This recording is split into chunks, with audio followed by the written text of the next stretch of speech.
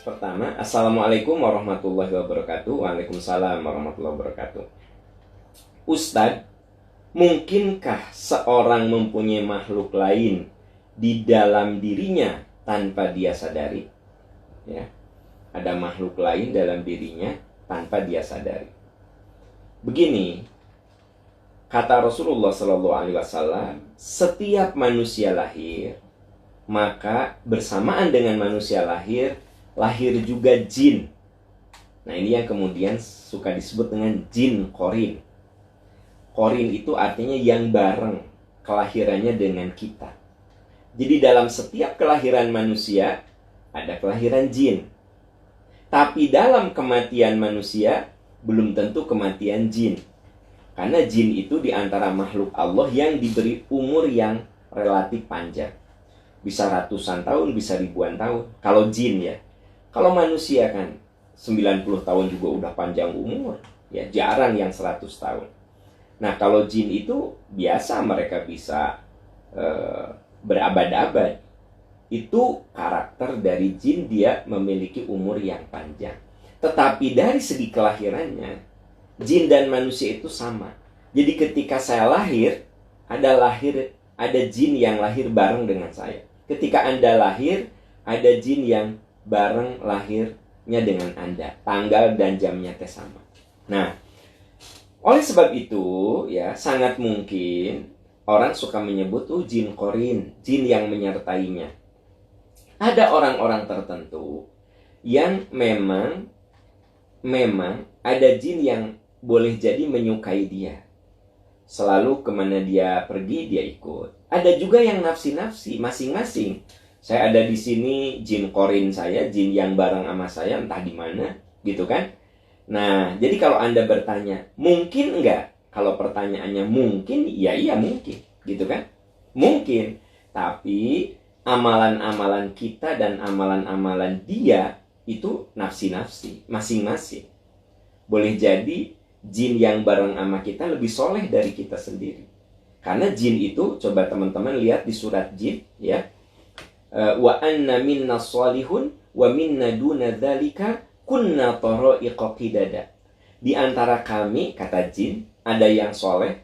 Di antara kami ada juga yang tidak soleh. Kunna tara'iqa qidada. Kami menempuh jalan yang berbeda-beda. Jadi bagaimana? Di antara kami ada yang soleh, kata jin nih, di antara kami ada yang tidak soleh. Kunna tara'iqa qidada. Kami menempuh jalan yang berbeda-beda. Artinya, jin itu ada yang soleh, ada yang tidak. Boleh jadi kita soleh, jin yang bareng sama kita nggak soleh. Atau sebaliknya, kita kurang soleh, jin yang lahir bareng sama kita, dia lebih soleh dari kita. Tapi masing-masing akan mempertanggungjawabkan jawab amalannya masing-masing. Jadi kita tidak bisa menyalahkan jin yang bareng lahir dengan kita. Dia kita. Kata orang Sunda mah nafsi-nafsi, masing-masing begitu. Nah, jadi kalau pertanyaan Anda mungkin enggak? Ya, jawabannya mungkin. Ya, jawabannya mungkin. Tapi bagaimana cara menyikapinya? Ya udah nafsi-nafsi saja, masing-masing saja. Ya, kehidupan kamu untuk kamu, kehidupan saya untuk saya, kesolehan kamu untuk kamu, kesolehan saya untuk saya, gitu loh, masing-masing, ya. Kemudian ada juga orang yang memang diberi kemampuan, dia tidak pernah belajar, tapi diberi kemampuan untuk merasakan atau melihat. Tapi yang dilihat itu sebenarnya bukan jin aslinya, seperti yang pernah saya bahas di sini, ya. Innahu yarakum min haitsu la tarawnahu. Sesungguhnya jin itu bisa melihat kamu dan kamu tidak bisa melihat mereka. Jadi jin yang asli itu tidak bisa dilihat, yang aslinya. Jadi kalau ada di antara sahabat-sahabat yang bisa merasakan, bisa melihat, tolong diingat yang Anda lihat itu bukan yang aslinya. Makanya kan bentuk penampakannya beda-beda. Kalau kita tanya, ada yang bilang, seperti beruang. Ada yang bilang, seperti orang yang tinggi, setinggi pohon kelapa. Ada yang bilang, hitam. Ada yang bilang, putih. Kenapa? Karena penampakan jin itu bukan yang aslinya. Karena yang aslinya tidak akan bisa dilihat. Makanya Imam Asy-Syafi'i rahimahullah, beliau mengatakan kufur yang mengaku-ngaku pernah lihat jin yang aslinya. Beliau katakan kufur, ya. Maksud kufur di sini adalah mengkufuri ayat Allah yang mengatakan innahu yarakum min haitsu la tarawnahum. Sesungguhnya jin bisa melihat kamu dan kamu tidak bisa melihat mereka, gitu loh.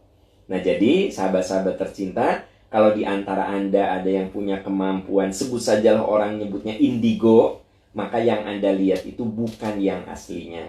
Karena yang aslinya tidak bisa Anda lihat. Apakah dia akan menyertai kita? Sangat mungkin bareng. Tetapi tetap amalannya masing-masing. Anda bisa lebih soleh dari jin, atau jin yang Anda bareng dengan Anda itu bisa saja lebih soleh dari Anda. Gitu, ya. Wallahu a'lam bishawab. Wallahu a'lam bishawab. Ya, kita beralih ke pertanyaan berikutnya, ya. Oke, kita lihat. Assalamualaikum Ustaz. Waalaikumsalam warahmatullahi wabarakatuh. Bagaimana kalau yang kena sihir itu pasangan atau anggota keluarga? Apa yang harus dilakukan si istri atau anggota keluarga lain untuk menghilangkannya? Karena biasanya yang kena sihir itu nggak akan tahu kalau dia kenapa-kenapa, merasa baik-baik saja. Tapi seluruh anggota keluarga merasa ada yang beda dari dia. Kan susah juga Ustadz. Kalau urusan ketakwaan itu kan susah juga Ustadz. Kalau urusan ketakwaan seseorang itu ukurannya seperti apa? Ya, saya pernah bahas ya di majelis di Al-Hikmah webinar. Jadi teman-teman sekalian, karena tema kita itu tentang yang aku takuti ya. Nah, salah satunya ya otomatis ketika saya tanya, Anda takut nggak dengan persoalan-persoalan mistik?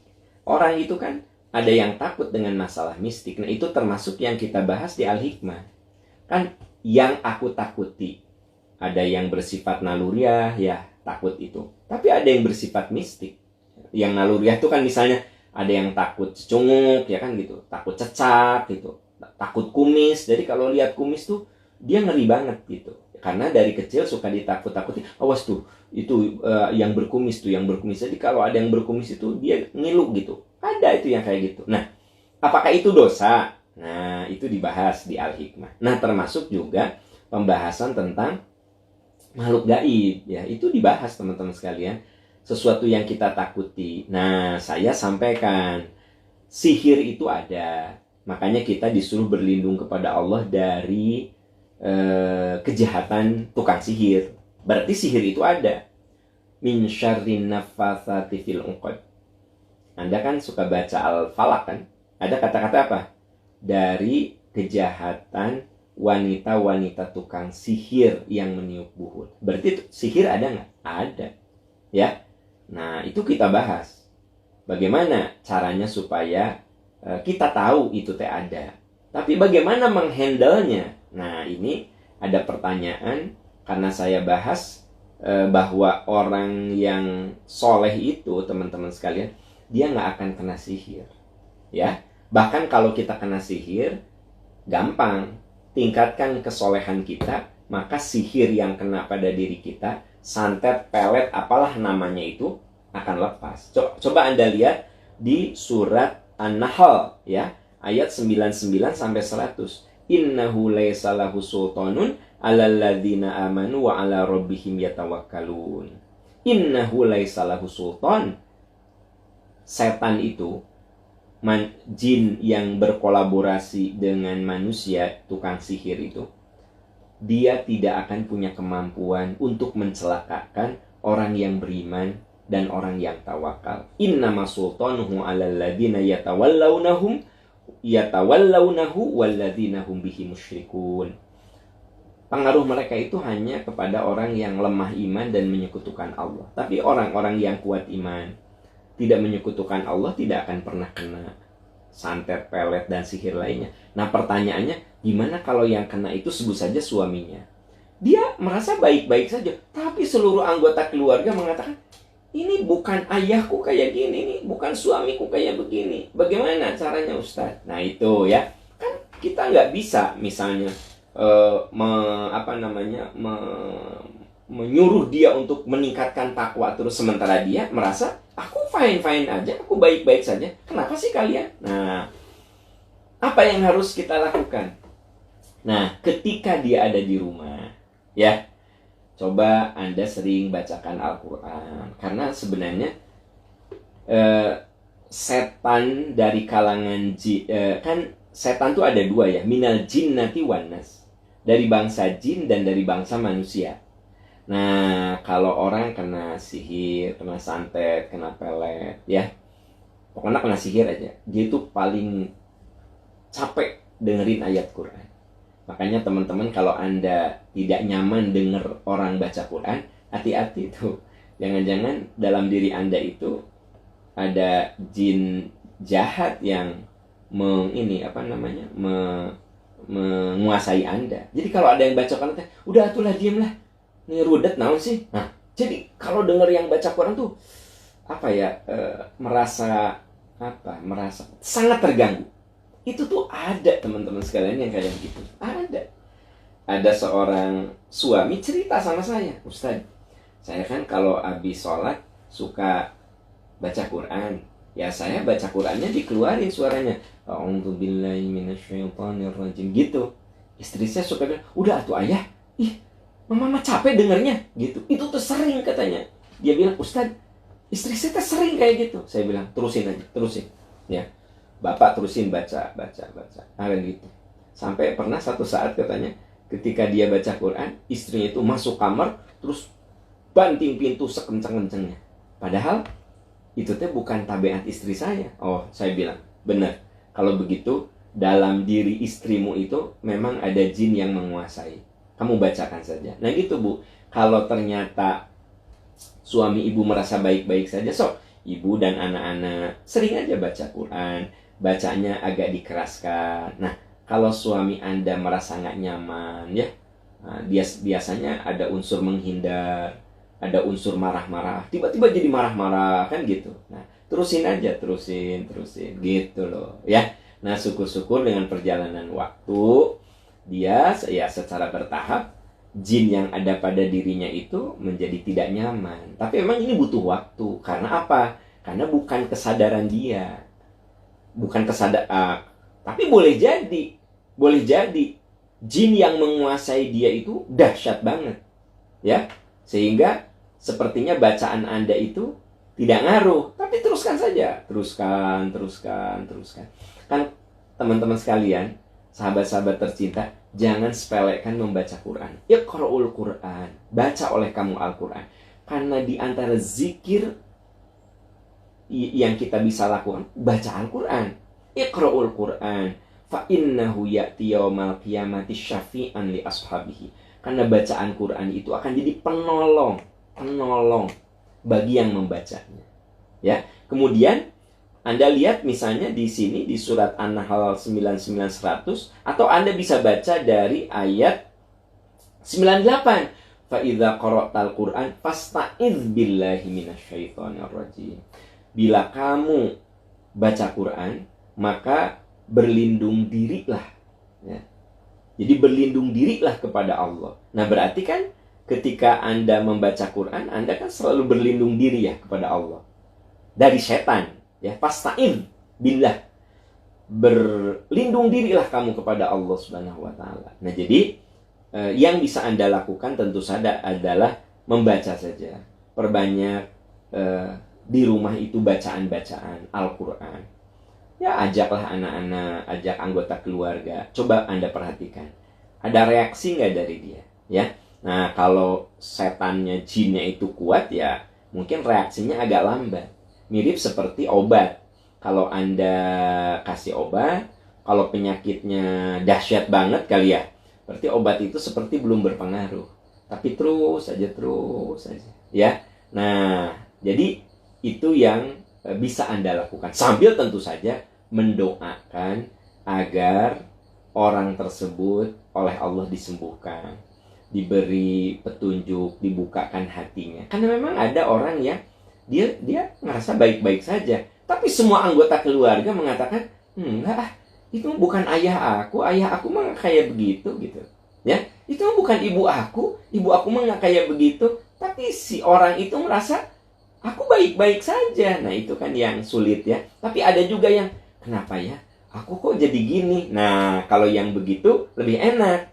Yuk, kamu baca Al-Quran, kamu perbanyak tahajud, kamu banyak saum Senin Kamis gitu. Nah, kalau yang begitu lebih enak karena dia sadar. Dia tahu bahwa ada something wrong pada dirinya. Ya, itu yang bisa kita lakukan. Terus, teman-teman sekalian, Bapak Ibu, sahabat-sahabat, coba Anda lihat juga surat Az-Zumar ayat 55. Ya. Kalau kita ini berbuat dosa, berarti kan kita diperbudak siapa? Kita diperbudak setan. Jadi kalau kita berbuat dosa, berarti kita diperbudak setan sebenarnya. Dan ada orang yang memang sudah tidak merasa bersalah kalau berbuat dosa. Nah, itu benar-benar diperbudaknya itu udah dahsyat. Kan gini, boleh jadi saya berbuat salah, berbuat dosa, saya masih merasa bersalah. Nah, itu masih bagus, teman-teman sekalian. Saya berbuat dosa, tapi saya masih merasa bersalah. Ya, itu bagus, ya kan? Berarti sensor jiwa saya masih hidup. Yang bahaya, saya berbuat salah, berbuat dosa, berbuat maksiat, bergelimang dalam perbuatan-perbuatan yang dimurkai Allah, saya nggak merasa. Nah, itu yang bahaya. Itu yang bahaya. Nah, tapi ada saat kita ini tersadar. Oh iya, ini tuh salah. Nah, kemudian muncullah yang namanya pertobatan. Makanya kata Imam Ghazali, yang namanya tobat itu dimulainya dari yakdoh. Yakdoh itu sadar. Oh iya, aku salah. Gitu loh. Nah, tahu nggak energi supaya kita bisa kuat menghadapi untuk tidak mengulang lagi? Kan yang paling susah saat kita meninggalkan dosa apa? Kita mengulang lagi kan. Makanya ada yang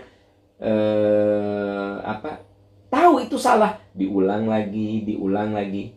Anda ingin tahu nggak di antara rumusnya supaya kita bisa tidak mengulangi lagi? Coba lihat di dalam surat Di dalam surat Az-Zumar ayat 55. Wattabi'u ahsana ma unzila ilaikum min rabbikum min qabli ayyatiyakumul adzabu baghtatan wa antum la tash'urun. Itu rumusnya, teman-teman sekalian.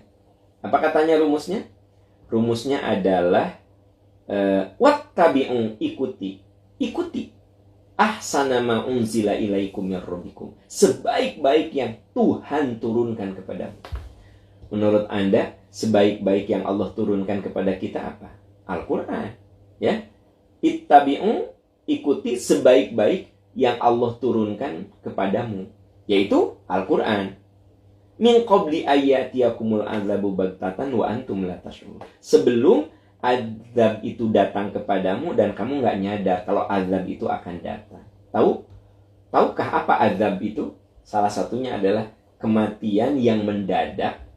Saat kita maksiat, kematian menjemput kita. Nah, itu namanya azab yang baghtatan, tiba-tiba. Nah, Bapak Ibu, sahabat-sahabat tercinta, itu yang bisa saya jawab. Bagaimana menangani orang yang sebut sajalah diguna-guna, ya, disantet, dipelet, tapi yang bersangkutannya nggak nyadar, nggak nyangka.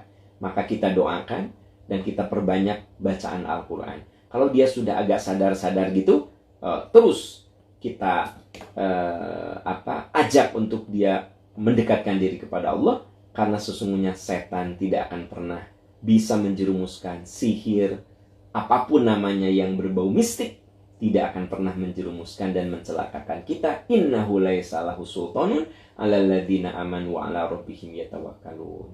Mereka tidak punya kuasa atas orang yang beriman dan yang bertawakal. Wallahu a'lam bishawab. Ya, kita beralih ke pertanyaan berikutnya. Assalamualaikum Ustaz. Waalaikumsalam warahmatullahi wabarakatuh. Apakah ada doa khusus? Saya mau jual tanah warisan orang tua untuk biaya berobat anak dan mau daftar haji sekeluarga ke Percikan Iman Tour and Travel. Doa apa yang bisa saya lakukan agar terkabulkan? Ya, oke. Pertama, niat Anda begitu mulia. Jadi sebenarnya kalau menjual harta warisan boleh tidak? Boleh. Kalau itu sudah milik kita. Saya dapat warisan, sebut saja sebidang tanah 200 meter. Saya mau jual untuk beribadah haji. Boleh nggak? Boleh. Jual untuk sekolah? Boleh. Boleh. Jual untuk berobat? Boleh. Itu almarhum dapat pahala. Almarhum bapak saya dapat pahala. Kenapa? Sebab saya menggunakan warisan beliau itu niatnya untuk haji, untuk umroh, untuk sekolah, ya. Nah gitu, untuk yang mulia, yang hal-hal yang bagus. Saya ingin tanya, ada nggak orang yang menghabiskan harta warisan? Jual rumah, ya dipakai judi, jual tanah, dipakai maksiat, jual ini. Nah itu kasihan sama almarhum. Kenapa? Almarhum sudah berjuang mencari nafkah, jadi harta warisan malah sama anak-anaknya digunakan untuk dosa dan maksiat. Makanya sahabat-sahabat tercinta, yuk kita sayangi orang tua kita dengan menggunakan harta warisan yang beliau berikan sama kita. Kita gunakan untuk kebaikan. Kita gunakan untuk kebaikan. Kenapa? Kebayang nggak kalau kita jadi orang tua sudah wafat? Ternyata harta yang kita cari dengan kerja keras, dengan peluh keringat, penderitaan, sama ahli waris kita digunakan untuk kebaikan. Pasti jadi kebahagiaan kita di akhirat. Makanya hal yang terpenting, harta itu berkah. Berkah itu apa? Jadi kebaikan. Makanya kan saya bilang, saya tuh sayang sama rekan-rekan semuanya. Dan tentu saya juga sayang sama diri saya. Ya nggak? Saya suka bilang, Bu, Pak, yuk berwakaf, yuk bersedekah. Apa coba? Intinya apa? Supaya harta kita berkah. Kalau harta berkah tuh begini, Anda punya harta, meninggal ya. Karena Anda ketika di dunia saat ini selalu suka berwakaf, berinfak, bersedekah, Anda meninggal. Nah, boleh jadi karena Anda sering berbuat baik, anak-anak kita tuh jadi soleh, jadi bager, menggunakan harta warisan itu dalam kebaikan. Ada teman saya, ya Allah, dia tuh ya, menurut saya udah bilang, saya sudah minta izin, saya bilang, perjalanan hidup kamu akan saya jadikan bahan ceramah, boleh nggak? Boleh kan, nggak apa-apa. Ngantong disebut namanya mual, atau saya bilang saya nggak akan nyebut nama. Jadi beliau ini ya punya warisan, ya tidak terlalu besar juga. 150 juta kan tidak besar sih sebenarnya ya. Tidak besar juga. Tapi apa Bu, Pak, teman-teman? Dia gunakan untuk sekolah ya. Dia bilang, Kang, saya mah biaya sekolah S3 teh tina warisan gitu. Saya bilang, sebab kalau saya nunggu beasiswa lama, keburu tua saya. Karena waktu itu mah ya nggak semudah sekarang dapat beasiswa tuh. Jadi dia sekolah S3 bareng sama saya. Dia tuh biaya sendiri. Dari mana? Dari uang warisan. Terus dia bilang, Kang, saya mah saya jual harta warisan ini, kalau kakak saya mah dibeliin mobil, adik saya dibikin renovasi rumah, saya mah ingin mewujudkan cita-cita ayah saya gitu. Cita-cita ayah saya gini, kan ayah saya itu guru SD. Terus dia bilang gini, mudah-mudahan di antara anak ayah teh aya nu sakolana nepi ka doktor. Jadi ada yang sekolahnya sampai doktor. Ya, atuh ayah jadi guru SD, kamu mah jadi dosen, da sakolana doktor. Nah, teman saya ini ingin mewujudkan cita-cita ayahnya. Teman-teman, warisan 150 juta. Tapi apa? Karena anaknya soleh, digunakan untuk sekolah. Nah, begitu selesai sekolah, nah saat wisuda, dia berbisik, kan, saya punya uang sisa 60 juta, bisa nggak ya untuk haji? Ya saya juga ada tabungan lah, bisa nyampe sekitar 80 jutaan mah. Saya bisa haji nggak? Ya bisa atuh, cek saya teh ikut haji reguler sok. Nah gitu. Nah waktu itu mah nunggu haji reguler nggak kayak sekarang belasan tahun ya. 4 tahun juga bisa. Nah daftar. Subhanallah ibu bapak sahabat-sahabat tercinta. Ini harta warisan 150 juta bisa digunakan untuk sekolah sampai doktor. Karena kan biayanya sendiri sekolah S3-nya. Terus apa? Sisanya dia bisa gunakan untuk berhaji. Terus dia bilang gini, alhamdulillah Kang, ke saya teh, alhamdulillah Kang, saya teh bisa mewujudkan 2 cita-cita bapak ibu saya. Bapak saya bercita-cita punya anak sekolah sampai doktor. Saya bisa wujudkan dari harta warisannya. Yang kedua, bapak saya bilang, suganoe anak bapak teh aya nu jadi haji, nu bisa haji atuh pepeurieun bapak teu bisa, cik maraneh mah aya nu bisa haji. Ya kalau bahasa Indonesianya, ya ayah nggak bisa berangkat haji, ya uangnya nggak ada, sok atuh kamu kalau ada rezeki mah berangkat. Nah teman-teman, kebayang nggak? Anda lihat 150 juta, sebenarnya nggak besar, tapi bisa digunakan untuk sekolah S3, terwujudlah cita-cita orang tuanya. Bisa digunakan untuk berhaji, terwujudlah cita-citanya. Maaf ya, 150 juta 10 tahun yang lalu saya cerita. Tapi maksud saya, itu kan terjadi semuanya. Kenapa coba? Dah soleh anaknya. Coba Anda lihat, orang ninggalin, orang dapat harta miliaran, puluhan miliar, ratus miliar dari orang tuanya. Kalau nggak berkah, nihil, habis. Ya, habis gitu. Makanya sok.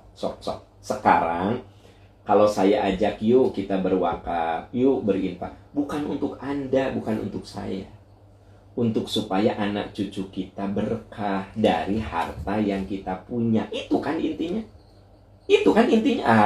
Saya wakaf bulan ini segini, bulan ini segini, bulan ini. Nah, makanya sampai saya bilang, ayo masukin ya nomor rekening wakaf yang saya sebut, nomor rekening sedekah yang saya sebut di di M-banking Anda. Jadi begitu, aduh ya ada rezeki langsung kan gitu. Gampang kan sekarang mah, nggak usah ke ATM, banknya ada di genggaman Anda kan gitu. Nah masalahnya mau nggak? Kenapa saya berulang ngajak begitu?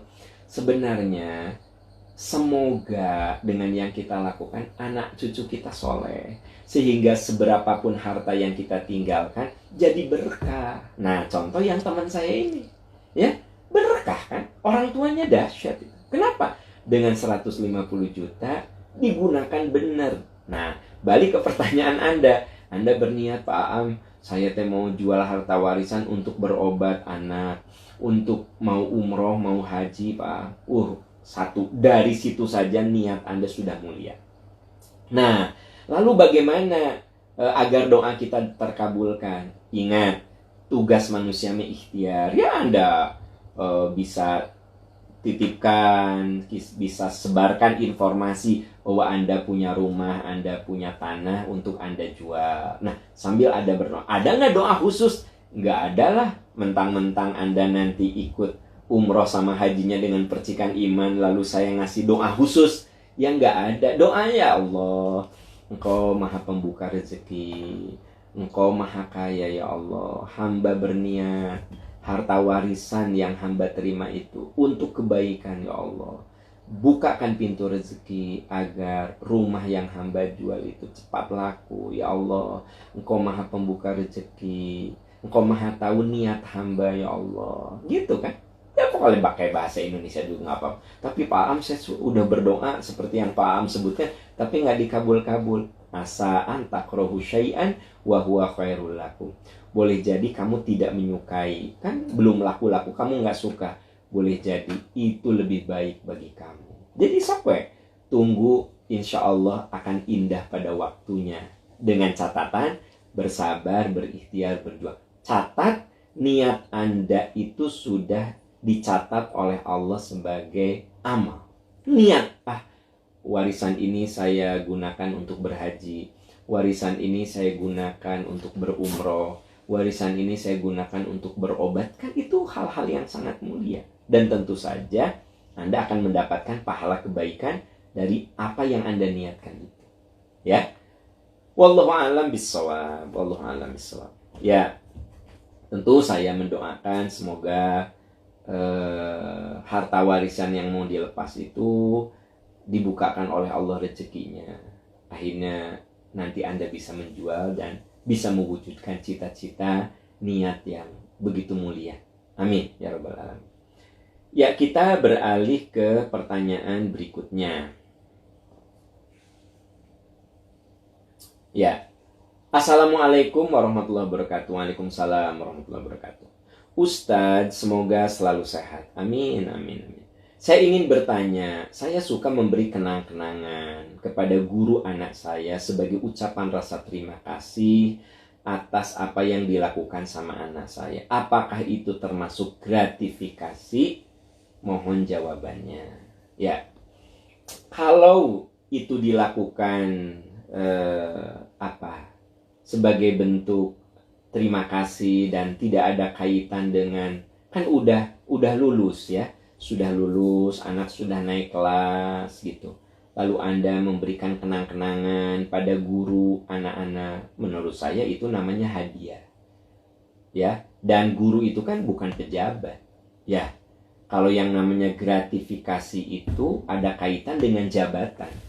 Nah, kayak begini deh, saya kasih contoh. Saya punya hubungan dengan Anda begitu baik. Biasalah, kalau Anda dari Surabaya suka ngasih oleh-oleh, saya dari umroh ngasih oleh-oleh. Pokoknya hubungan kita baik, ya. Suka saling memberi, gitu loh. Ya. Nah, kita udah rutin. Satu saat, Anda jadi pejabat. Sebut saja Anda jadi gubernur, gitu, ya. Atau jadi presiden. Tapi saya tetap, kalau pulang umroh, saya kasih oleh-oleh. Saya pulang dari luar kota, saya kasih oleh-oleh. Boleh tidak?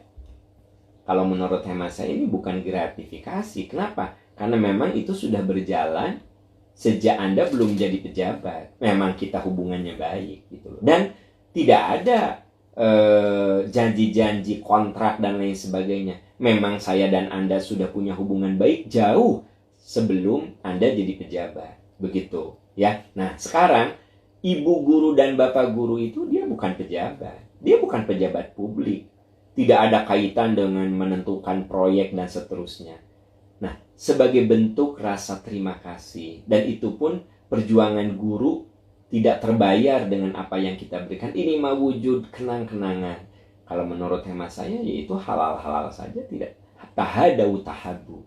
Kamu saling memberikan hadiah, saling memberikan penghargaan, saling memberikan suatu apresiasi, tahabu, supaya kalian saling menyayangi, gitu ya. Jadi nawaitu Anda, memang Anda tidak ada urusan, misalnya niatnya sama sekali tidak ada kaitan dengan supaya anak nilainya bagus, toh anak Anda memang sudah naik kelas, kan gitu ya.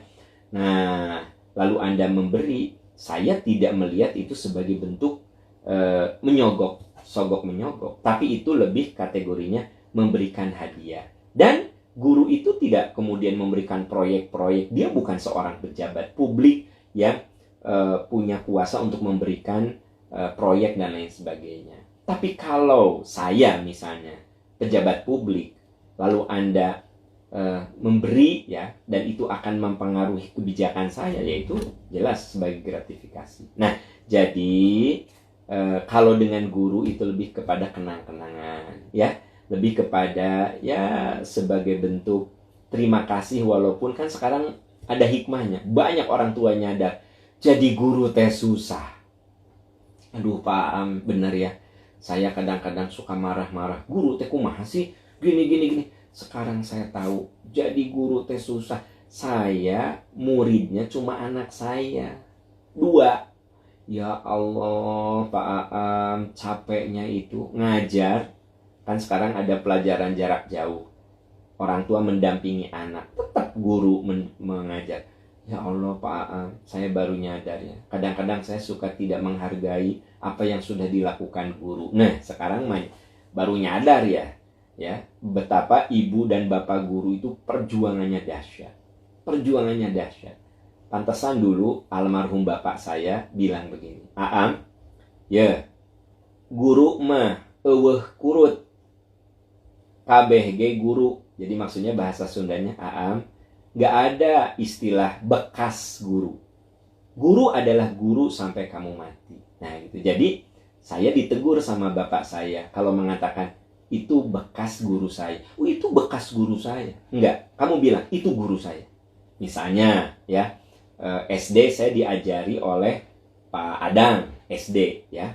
Nah sekarang SMA kita bilang itu bekas guru saya. Jangan bilang gitu. Kalau bapak saya ngajarinnya gitu, kamu jangan bilang bekas, bilang itu guru saya. Nah makanya ajaran itu masuk di kepala saya, dan saya kalau bareng sama anak, ketemu misalnya di jalan dan saya tidak pernah mengatakan itu bekas guru saya, ini guru saya gitu. Pak, itu siapa? Itu guru papa. Ini siapa? Itu guru papa. Itu guru papa. Saya suka bilang, itu guru. Kapan, Pak? Waktu papa S1, beliau pembimbing papa. Itu guru papa. Nggak ada. Itu bekas dosen papa. Nggak ada. Kenapa? Karena memang ya jadi guru teh susah.